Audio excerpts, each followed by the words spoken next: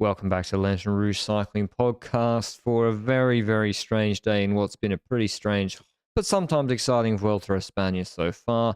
This was the Stage 9, the last day before the first rest day. 184.5 kilometers of mostly flat, to be honest. The first 50Ks were flat. They do a 12K 5% Category 1 climb, and then a descent, rolling terrain, and a false flat uphill where there was bonus seconds just before the Caravaca de la Cruz, a very undulating climb, the Spanish low-altitude Col de la Loz, as Benji called it, with very steep ramps in it. It's the biggest fake news climb I've ever seen, with descents, flat sections, 20% pinches that belie the 6%, 5% average gradient. And unfortunately, Benji, despite being a weekend stage, it was, again, no coverage, like no full coverage, even like yesterday on Jorge de Cati. Exactly, and we missed quite a bit in the stage when it comes to the early sections of the race that were not visible on TV because echelons were happening. And it's the kind of echelons that happened straight from the start. The riders were out of the starting block, and we saw basically in our little Vuelta ticker on the internet saying, ooh, we've got a group that includes, I think, 12 riders, 7 Jumbo-Visma riders. That includes Vingegaard, Chisikus, and Roglic, with 4 domestiques, basically everybody except for Geesink. Yep. Then Quickstep had Remco and Cataneo, and Bora with 3 riders, Buchmann, Dens, and Vlasov.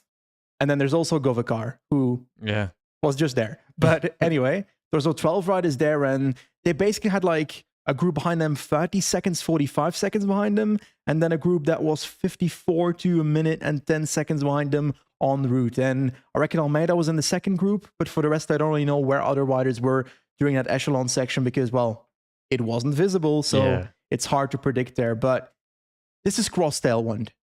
You've got cross headwind, you've got cross tailwind. And I got so many questions during this race about whether, so Remco, for example, in that group with Cataneo, why should he be riding in an echelon where there's 7 Jumbo-Visma riders, 6 actually, because Walter had a puncture or mechanical during the start of the stage.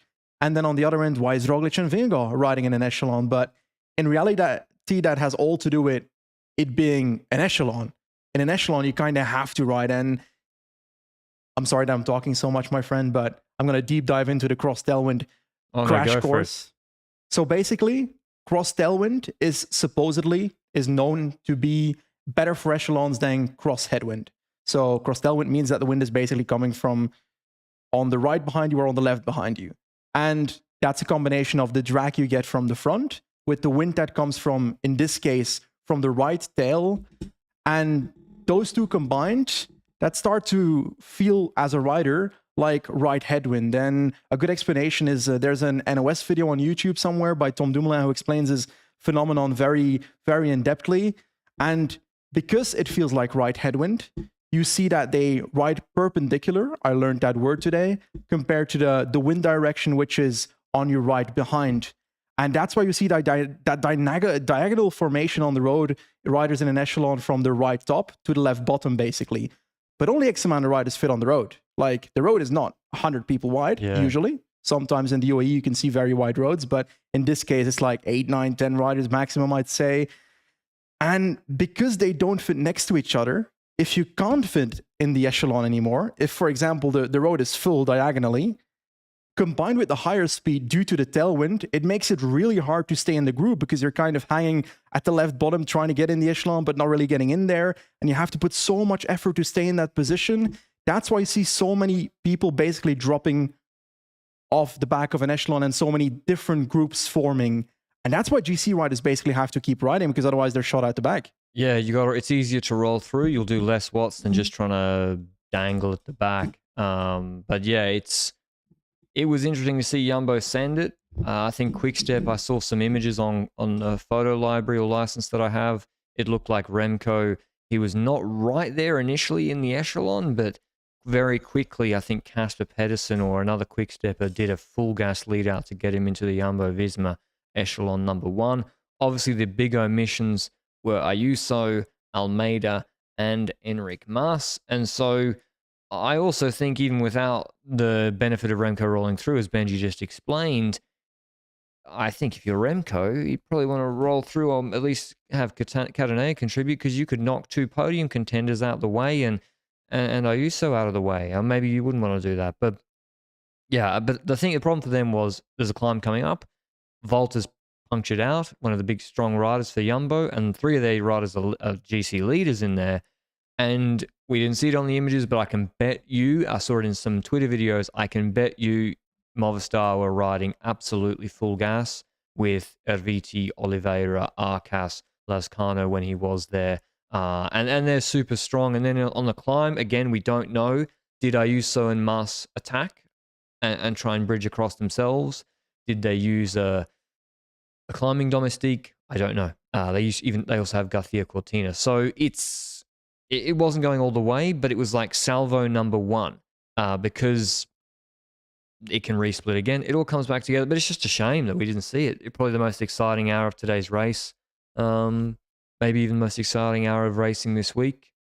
We didn't see, and I don't think they locally recorded either, which I think the additional cost of the motorbike, which I believe is already there in the race, locally recording it on the camera, so you could even see it maybe later, it can't be that high. So yeah, it all comes back together again, and then on the climb, the breakaway of the day that you'd expect went, Benji. Yep, the breakaway went, and like you said, that was after all the initial echelon business. Basically on the top of that climb, I'd say Lenny Kemna, the boy that was in the breakaway twice already, was great on Ardenstall, actually dropped everybody, but then wasn't that great the second time he was in the breakaway. Caicedo was also in this group. Gebrek, Zabir, Navarro, Sobrero, Hamilton, Fernandez, and Barrenetxa, who is actually a pretty solid rider from Caja. We saw him a few days ago as well on, I reckon it was Ardenstall actually in that group. But that group gets a solid gap immediately, like 7 minutes, 7.5 minutes at a certain point. And then I was like, oh, I'm going to go for a bit of a walk. And then I came back from the walk and it's 4 minutes. So I must have missed some echelons. And then suddenly I saw echelons where it felt like Quickstep and Jumbo were both once again trying to push it. I think Quickstep initiated. I'm not entirely sure. I also was kind of I think so as well. And at this point, I'm kind of like, yes, is there value from initiating it again? It depends on who's in your split, eh? Well, it must be to get rid of UAE or Mas, because there's no way Remco and Quickstep are going to create an echelon where Jumbo-Visma aren't represented and keep it behind.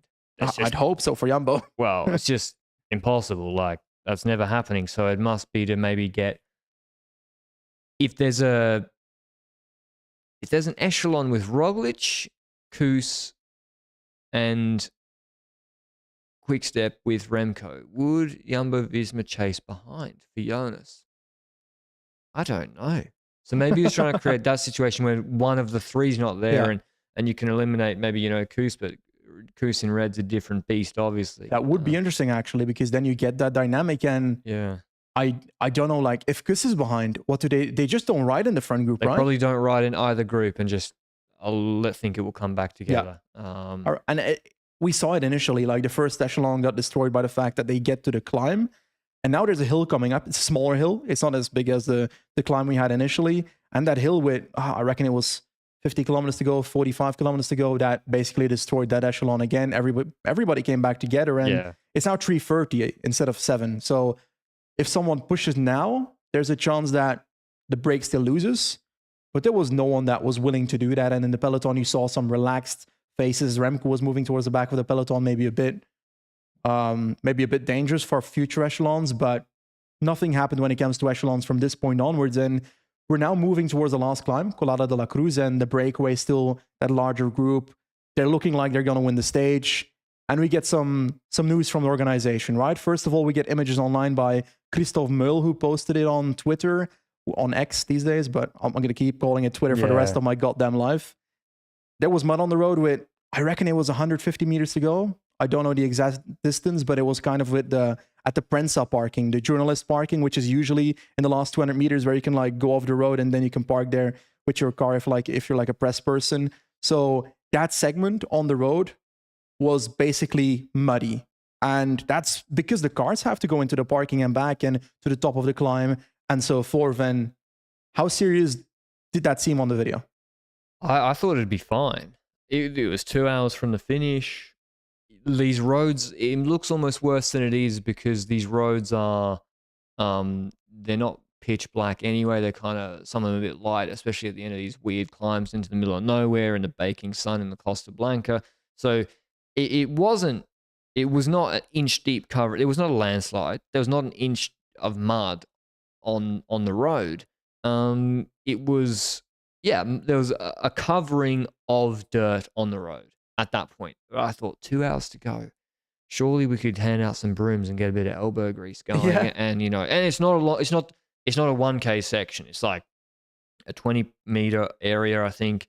And as I repeat, it was not like when even a small landslide comes and dumps a whole load of dirt over. It was people, or not, in their cars with the muddy wheels coming in and out, and that leaving mud on the entrance to this car park area is what I saw. And also in the run into Jorret de Cati, was that 2 days ago, in some other stages, there's been plenty of areas approached at very high speed where there's been significant dirt deposits on the road, which the riders have had to deal with. So I didn't think it would. I thought it wasn't great, but I thought this should be able to be resolved in a suitable manner before the end of this stage. The only thing that we didn't see was whether there was any danger in the portion. You've got on this last climb basically those spikes, The spikes, it's like a staircase. Yeah. And the second last hill has a descent leading up to the final ramp. But this isn't, it's not in the descent, no? Yeah. And that descent we didn't see on TV. So we didn't. We didn't see that on TV, really. We didn't see any riders going through that. It was mainly on the climbs that we saw the riders. So maybe there was something on that descent, but I haven't seen anyone speak about it. So I'm guessing not. So I'm guessing it's all about that mud that was on the road on the final ramp, which I'd argue 75% of the World Tour organized would be able to get out by the finish. Yeah, or just, I don't know, like, was it that bad or dangerous? Maybe. So, well, and this is what happens. Well, we wait. Oh, sorry. Plataforma de Guerreiros, the stage that Lopez crashed in that gravel section where Pogacar was like a minute ahead or something because he attacked with like a long attack. Riders were riding to a full-on gravel mud section there. Yeah. So we've had this major change since then to 2023 in terms of, well, probably that might have been dangerous at that point and might have had to have someone step in because riders actually crashed as a consequence. But this would have been dangerous if you had like riders sprinting on it, I reckon. But even if you can't clean it up, that's the biggest. Yeah, it could have been. And in Gran Camino, wasn't there? There was a crazy narrow section, maybe in the TT, and there was like a steep drop off, which they just went around. But anyway, what ends up happening is very similar, even more chaotically than on the Montjuic stage 2. And the organizers, it's first reported, at least on Eurosport, that times for GC will be taken at 2.6 kilometers to go, which is before the second steep part of this climb. And it's like in the middle of a steep section as well. Yeah, it's like at the start of the steep. It's weird. It's not before the flat section. It's not in any particular. Like, I was like, why would they draw the line through there? And I was like, okay, I don't care anymore about this stage, frankly. No one got to see the crosswind action. Only about Kemna. The finish has now been ruined. I just don't care. But not just at the times we taken at 2.6, but the breakaway guys will fight for the stage win, just like on stage 2, irrespective of that, to the original finish line. Yeah. So they deemed, once again, that breakaway riders, it is safe enough for them, it's not safe enough for GC riders, which to me has nothing to do with safety. This is an organizer's decision to save face. So in case a GC rider sprinting has an issue in that corner or crashes in the last 100 meters, blames the organization or has an issue, and then we're down one GC rider at the for week 2 and 3. So if it was, I don't understand how finishes are unsafe for some riders but not unsafe for other riders. I fully agree with you on this stage. I reckon there are occasions, for example, on a Champs-Élysées stage where if it's rainy there, if it's like very dangerous weather there, something like that, then you can argue, okay, it doesn't matter anymore. Nobody cares about GC on that day. GC times can be taken early. That reduces the amount of riders that will be sprinting on the Champs-Élysées. on the cobbles there. I reckon that's an okay situation in which you can say, okay, GC times can be taken here. A regular sprint stage as well. If there's like, if it's a finish where your decision will reduce the amount of riders that will fight in the dangerous section, then you can make that decision. But in this specific stage, it doesn't reduce the amount of riders that are fighting because they're going to be racing in the breakaway. Yes, they're going to be reducing the amount of riders that race in that segment in the GC group, but that's also going to be a thinned out group. So if it's fine for 10 riders in the breakaway to fight it out on a dangerous section, then it's also fine to do it with 10 GC riders on a dangerous section. You're basically just telling them that breakaway riders' lives are less important than GC riders' lives. And it wasn't going to be a sprint. Like, yeah. It wasn't going to be a sprint of like 20 guys coming in, getting a lead out. It was after 20%. 5? It was after a 20% ramp section and then a ramp section to the finish, 9%. Like, they weren't going to be sprinting at that high a speed. So anyway, then it gets changed to 2.05 Ks to go, which now makes sense because it's at the end of the first 20% ramp section before the flat kilometer. But at this point, it's just become a farce. And I'm like, are they going to have the timing right? What should the teams do? Do all the teams know? Are there bonus seconds? It's turned into a farce, frankly, which is a shame. And especially when you remember on stage 2 where they're asking fans on the side of the road for the video footage to see where people came. It's like, how much faith are we going to have in the timing system? Anyway, luckily I was called away by someone to the door, so I didn't see the end of the GC action anyway. But Kamna was the heavy favorite from the break. Benji will do the break. He's with, to remind you, Gebreg's going to be a Navarro who had issues with his bike as well as Baranacha and the Ruben Fernandez. But yeah, it was mainly him against Sobrero and maybe Gebreg's could be. But yeah, Kamna, he's won a Giro stage and a Tour stage. He was very aggressive early on the climb. Yeah. I think I was surprised. Do you think maybe he's trying to disrupt Sobrero's rhythm? But yeah. Kamna was so aggressive on this climb that he attacked before the climb even started, just before the corner that goes into the climb, to the point that he had to brake before the climb. So his attack was completely nullified because he attacked too early in that corner. But anyway, you're right. It's kind of like a fight between two riders that are slightly different, as in Kamna and, because like to be clear, a smaller group of 5 was created: Kamna, Gebre, Hamilton, Sobrero, Caicedo, and then we see that group being reduced to Kamna and Sobrero, and then Kamna attacks again, and we get this 1v1 fight with a gap of 10-15 seconds in between. And when you look at that fight, you've got two riders that can relatively climb. Kamna's a better climber than Sobrero. Sobrero's, in my opinion, a better time trialist than Kamna. Oh, I'm looking through results. Who's the better time trialist, Kamna or Sobrero? Oh, Kamna. Fuck. Come on. It's not true. Why? Sobrero's a better time trialist than Kamna. At what? At time trialing. But which ones? The flat ones. The Tour de Suisse, 8th and 8th, doesn't move me. Romandy, 24th, doesn't move me. Paris-Nice, TTT, 3rd was okay. Third was okay. Who's a better time trialist on the road bike? Well, if there's climbing, Kamna's better. On the road bike, probably. I don't know. 50-50. Yeah, I think Sobrero is actually a little bit overrated as a rider, frankly, since that Giro stage win. And Slovenia, when it comes to his climbing there.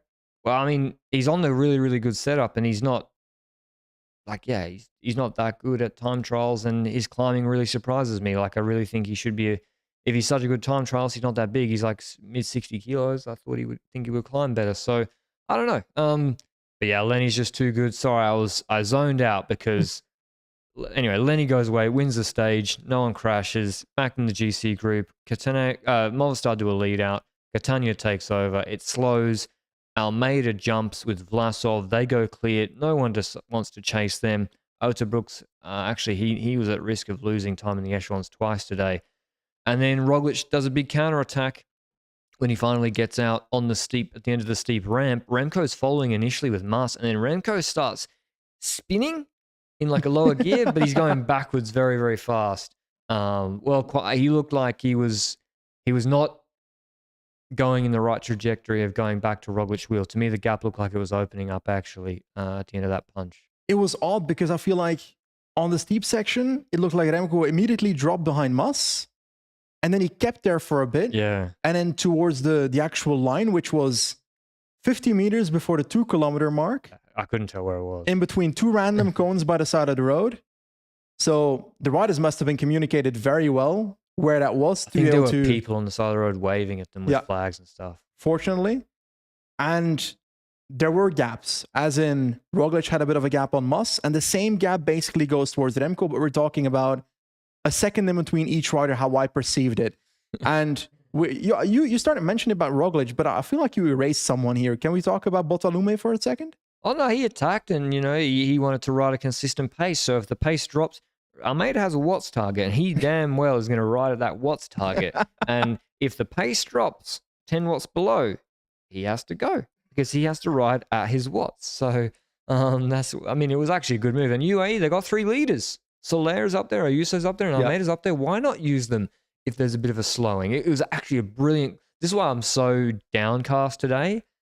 This was such a good climb for tactics and multiple leaders because of the way it leveled off in parts where you could slip away, and it's not so steep like yesterday. So I felt robbed of when they all crossed the line, like Almeida, what else could have happened? What at the end of this climb? Was Remco in real trouble? Was Kuss going to crack completely? And Almeida takes a lot of time on him. But yeah, Almeida good, Benji. I thought he was going to get dropped today. Actually, I said it before. I thought this is the sort of climb he'll get dropped on. And you'd argue partially because you'd expect the tempo to be fast throughout the entire climb. Then Almeida would drop because then he would ride his own tempo on the first pinch. Then on the flag session in between, the tempo will keep on going. And then on the next pinch, he'll do his own tempo again. And he won't have the draft on the flat sections in between. But because the tempo slowed down so much in the group... There were no domestiques wanting to pace there, And there were no domestiques anyway. Like, Walter dropped early because there was no point in having him there in the first place. Trotnik was gone. And Sepp Kuss is not a domestique. He's an absolute leader. So... and Catania was riding at Kemna's pace, even slower maybe, when he was losing time to Kemna. Yeah. Anyway... You'll now know why I had my brow furrowed furiously if you're watching on YouTube a few minutes ago. The results have come out and they're not in order. That means they are in the order the riders crossed the original finish line, but the riders are on their actual time behind Kemna at 2.05 Ks to go. So very, very confusing. Because, oh my God, I can see it. Because the riders all stop, right? Roglic literally stops and starts pedaling at 50 watts when he crosses at 2.05. But so Mas actually finished, quote unquote, first at the original finish of the GC riders. So he's first on the list, but he's not first. So first of the GC riders, if I can find them, were Vlasov and Almeida. 311? And they were on 311. So let's count back from them. So they were on 311. Roglic was next. They've put him on 5 seconds behind Almeida and Vlasov. Then they've given Mas, Remco, and Jonas the same time. That's bullshit. 7 seconds behind Almeida. I do not know how you can put Vingegaard on Evenepoel and Mas time. He was not on their time. The gap between Roglic and Mas was exactly the same gap as between Mas and Evenepoel. So the only logical decision here is there to be 1 second in between on each side of Mas. And there's no 3 second rule. There must be a second. There must have been a second between Mas and Evenepoel, and then a second between Evenepoel and Vingegaard, unless we're looking at a different finish line. I cannot believe Evenepoel and Mas are on the same time. Certainly Vingegaard was not 2 seconds behind Roglic, but anyway, they've done that. And then next on the road is a collection of Islanda on 325 with Soler, and where's Ayuso? I can't fucking tell, man, this list. Where's 318, so same as Evenepoel. So Ayuso's on... Same as Vingegaard, same as Evenepoel. Okay, and then Landa 325 with Sepp Kuss. So Sepp Kuss loses 14 seconds to Vlasov and Almeida and 7 seconds to Evenepoel. And Uterbrooks is on 327 with Lenny. So that's probably that's all the main GC contenders. But yeah, it's very confusing. Anyway, poor Steph Kraus lost a lot of time today. So Steph Kraus GC not looking good. Yeah, what a very confusing. Very, very confusing indeed. Anyway. What the? Sorry, but this is ridiculous. Oh, maybe because Ayuso. I think Vingegaard, Luke just sent us a photo. I think because Ayuso was between Remco and Vingegaard. Yeah. There is less than a second, they're saying, between Mas, Remco, Ayuso, Jonas, and Jonas gets bailed out by the sequencing. Sorry, no. If you look at that damn picture, the gap between Roglic and Mas is exactly the same gap as between Mas and Remco, so there should not be 2 seconds between Roglic and Mas, and then 0 seconds between Mas and Evenepoel. This is bullshit. I don't know. Yeah, well, I got the footage I'm about to download to do the video, and then I actually have the frames with the timing, so I'll do the timing. But yeah, looking at it right here, the gaps look equidistant between all 5 riders. Yeah. Obviously, maybe Mas slowed down in the last 2 meters and Evenepoel sped up, but fuck. What is this? Hard to have a lot of faith in what's happened today, frankly. Bit of a farce. So, revised GC. Sepp Kuss maintains his GC lead on 43 seconds to Soler, 102 to Lenny. Evenepoel moves up 2 GC spots. He's into 224, so he's shaved off a nice little bit of time on Kuss, which I think is important because he's going to take 2 minutes maybe tomorrow, on Tuesday. Lander's in 5th on 229, same time as Roglic. Vingegaard on 235. So Roglic is now 6 seconds ahead of Vingegaard. That's nearly 20 seconds more than he was 3 days ago. Mas in 8th on 235. Ayuso on 245 with Almeida on 255. So the Evenepoel to Almeida they are separated by 30 seconds or less. Evenepoel, Roglic, Vingegaard, Mas, Ayuso, Almeida. That collection of GC guys with Kuss and Soler from UAE and Jumbo, both a fair bit ahead, over a minute ahead of all those guys. So UAE, are in a very, very good position. They'll be happy with their position going into the rest day. Jumbo are obviously still in a good position. And what do you think would have happened if they raced this full gas to the finish? Roglic. Wow, I just ruined that name. I've never said that in my entire life. I just did is that a Sean Kelly that I did, or? I think so, yeah. Anyway, I reckon Roglic would have gained time on everybody. I think it takes 10 seconds, yeah. And time on the road as well. Yeah. I know. I mean, 10 on the road, and but not to be. There's the benefit of the riders that are chasing that they've got that descent, which on paper Remco would probably be happy with. Remco then the ram starts again. Remco looked like Fossombrone today to me, where right at the end his legs start to go zub. Zub? Yeah. Like he starts spinning really high cadence, and he's not gaining on Roglic anymore. Now maybe just, I don't know. It's hard to say because it's not the finish line. So maybe Roglic wouldn't have got that gap because he wouldn't have gone so hard if he was that far from the finish. But Thomas is fully out of GC. Yeah, Kamna wins the triple. Once we saw he got in that breakaway, he was the prohibitive over odds on favourite, and he's now at a stage in the Tour, the Vuelta, the Giro, the Dauphiné, Catalunya. He's building up a very nice palmares indeed, even after having a crack at Giro GC, where he came top 10 this year, and top 10 in Tirreno and Tour of the Alps as well. So I'm glad he's gone back to his stage hunting ways in the Vuelta, where he's rounded off the triple. That's nice because I think there's Trial as well in this race who did the same thing. But we've also seen, was it Cort that did? No, that was able to do the same thing. And I don't know if he did actually this year. I reckon. Yeah, Cort won a Giro stage, no? Yeah. I don't remember anymore. It's so far away. Yeah, Cort won a Giro stage against G and somebody else. G. Derek G. Derek G, yeah. Jesus Christ. Okay. So next up is a rest day and then a time trial, no? A rest day, then TT. Jonas Vingegaard has liked that combination so far this year. Yeah. The Tour de France TT was after the second rest day. But yeah. Vingegaard-wise, I don't feel like I've seen him he hasn't been strong enough to attack anyone this race. It's been survival mode so far. So is he either hoping that he grows into the race, or is he hoping that the climbs in week 2, which is the Tourmaline will fit him better, which on paper they should? Yeah, I mean, when I think of the Tour de France, like punchy finishes, or say the end of the Hyisca Bell, right? Yeah. Poggy's not gapping him on those sprints. And Vingegaard and Poggy were gapping everybody else, and yet here in the Vuelta, Mas is gapping him in this sprint. Ayuso's gapping him in the sprint. Aransol, his sprint was good. So his sprints, I don't think his sprinters looked as good as the Tour de France, but he did really good watts on Jorret de Cati. He did good watts on Havalambre, and he hasn't really had the stages which suit him the most, as you said, which come in week 2. But he doesn't. There's a probably a middle ground between, he's completely out of shape and he's in his Tour de France shape. I think I think he might not be in his Tour de France shape, but I still think he's in good enough shape certainly to win this race with the co-leadership of Kuss and Roglic. But yeah, rest day tomorrow. Do you think everybody's happy?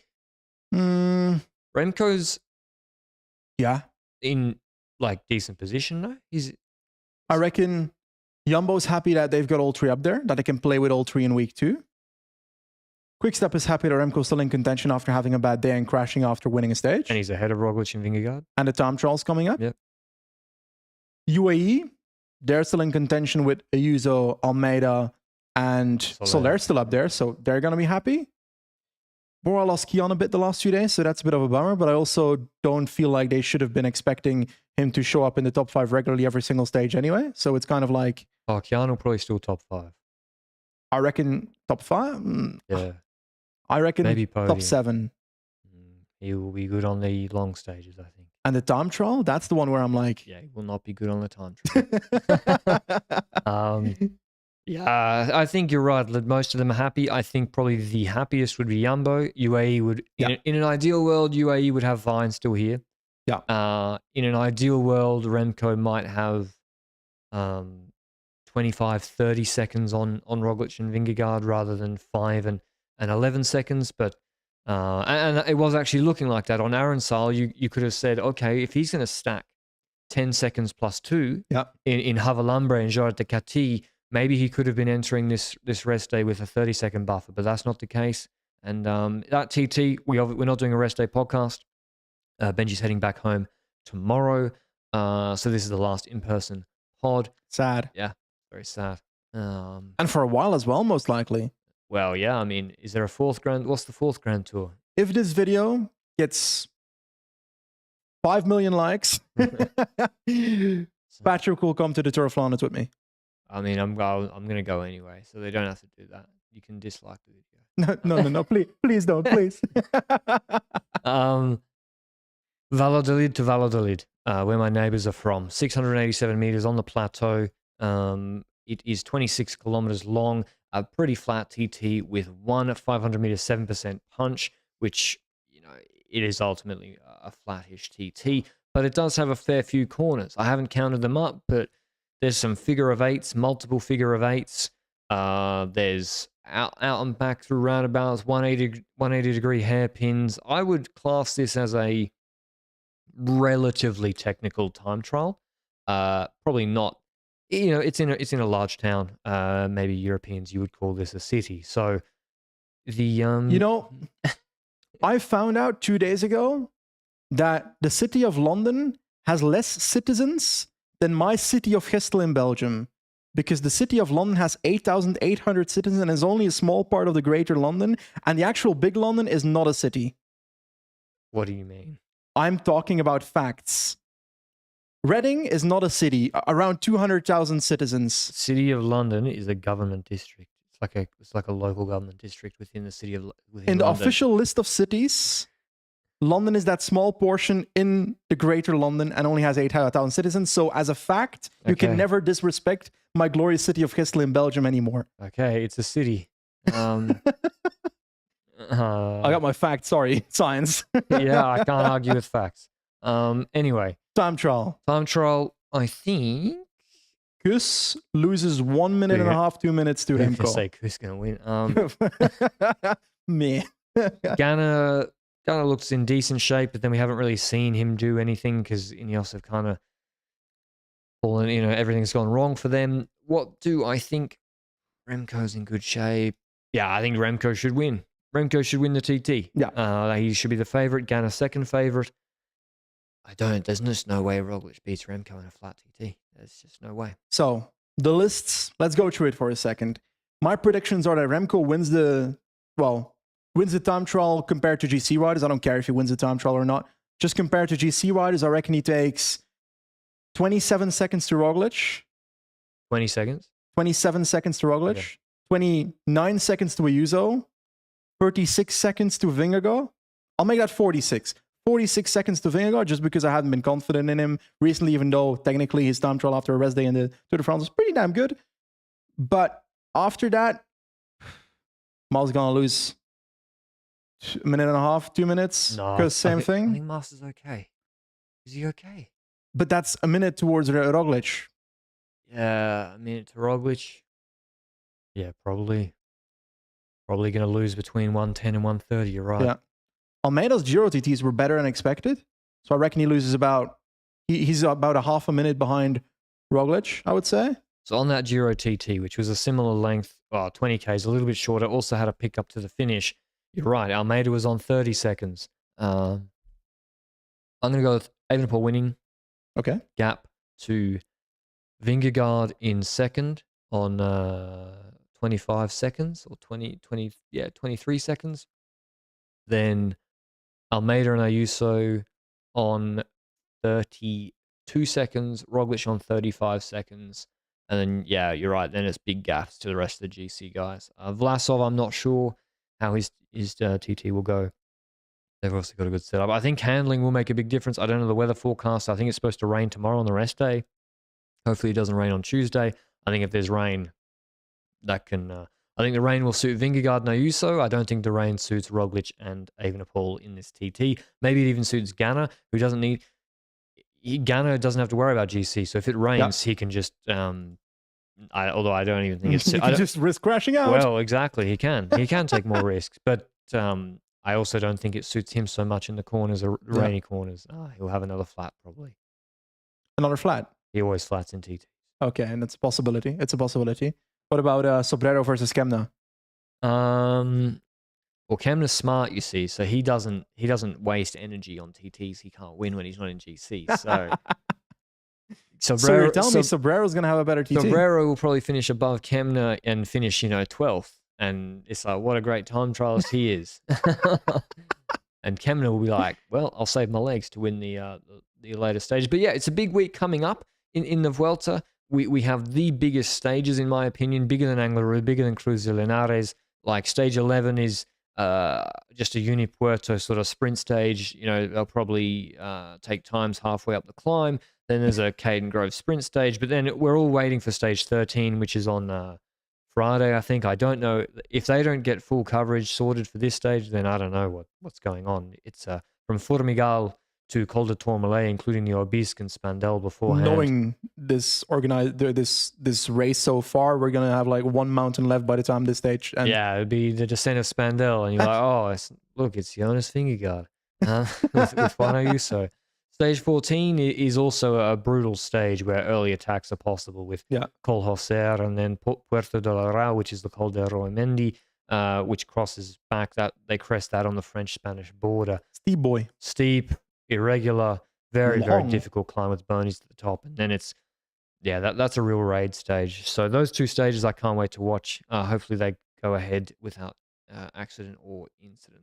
But yeah, that's all, Benji. Anything else from this week? How'd you rate this week? There's been way worse weeks in terms of action. That's better than the Giro, mate. Already it's better than the Giro. But I like drama, but it's like, I don't like the drama that hinders the racing. Yeah. And it's been a bit too much for me when it comes to that. Yeah, I don't mind a bit of drama and a bit of sprint deviation drama, a bit of, people being unhappy with this and complaining. That's all great fun, but two of the punchy finishes, particularly this one, shortened with lack of clarity and a bit of a not consistent messaging and, it being quote unquote safe enough for some people to race, but not safe enough for the precious GC riders to race, God forbid, leaves, you're like, why did I just sit here and watch this for 3 hours on my Sunday? But anyway, race day tomorrow. So maybe I'll be complaining about no cycling to watch tomorrow at all. In Plouay, Valentin Madewels won ahead of Bergerdo and Großschartner. Ploe is important. Ploe is where this shit started. 2020, GP Ploe was our first podcast ever. True. And it was in August then, so it's in September now. Who won that one? Matthews. With the Niels Eckhoff lead out. Yeah, that was a good race. That was a good race. Mathieu van der Poel was here in the World Champs jersey, but because it's not a big race, he was obviously not good. And then in Tour of Britain, Olav Koy won the bunch sprint ahead of Wout van Aert with Sam Bennett in third. So that will probably be... I'm pretty sure the Tour of Britain has 7 of those stages being completely identical, which... 6 sprint stages and 1 stage where it's going to be a bit too hard for Koy, I think, and Wout van Aert might be happy with that. Yeah. But there's no bonus seconds either, so it's really interesting. But could they not find a fucking hill in Britain in the first 6 stages? Jesus. Come on, man. I agree. Good luck commentating that if you're a live commentator for Tour of Britain. I mean, stage 7 and 8, they look good, but this is the sort of parkour, like in Arctic race, right? It's 4 stages. Stages 7 and 8 of Tour of Britain are the sort of stages you have in the last 2 stages of Arctic race, and then the other 2 will be a sprint. Yeah. But this is 8 stages. What other 8-stage race do you have this amount of sprints? Like Tour de Suisse is 8 stages. Dauphiné is 8 stages. Not even in the UAE Tour you have 6 flat sprint you have stages. 2 mountaintop finishes and a TT. Tour de Langkawi, you've got 6 sprint stages. But I wouldn't want to compete with that. I know it is, and I'm not even necessarily blaming the organisers. It could be, I'm sure it's very difficult, much more difficult than in Italy. To find a single hill. No, but in the UK and Australia and America is different to Spain, France, Belgium, and Italy in terms of road closures and people complaining and their attitude to, cyclists. Well, the road being closed down for... But then again, mountains are usually in remote areas where you'd think that sort of thing is easier to do rather than a finish in Wrexham or Gloucester. But anyway, I'm sure we'll see some more sprints, and that's why the sprint list there is actually much, much better than the Vuelta with Gaviria and the return of Sheffield and Bennett and Van Aert and Koy and all that good stuff. But anyway, Rodriguez. Is he back? Is he there? I think he is. Strange, isn't it? Great sprinter. Do you reckon they didn't take him to the Vuelta because they thought he might not be coming back? And then they only figured out once the Vuelta had started. Nah, he crashed pretty hard in the Tour. Well, their behavior towards riders that are leaving is not exactly the most optimal, that's for sure. You reckon they could have done with Sivakov here? Obviously. Yeah, he would have run top 10 for sure. Anyway, that's all from us today. I hope you enjoyed our Vuelta recaps of what's been a pretty strange stage, and we'll see you on Tuesday with the time trial recap with maybe Remco Rojo or maybe Koos doing the TT of his life. Until then,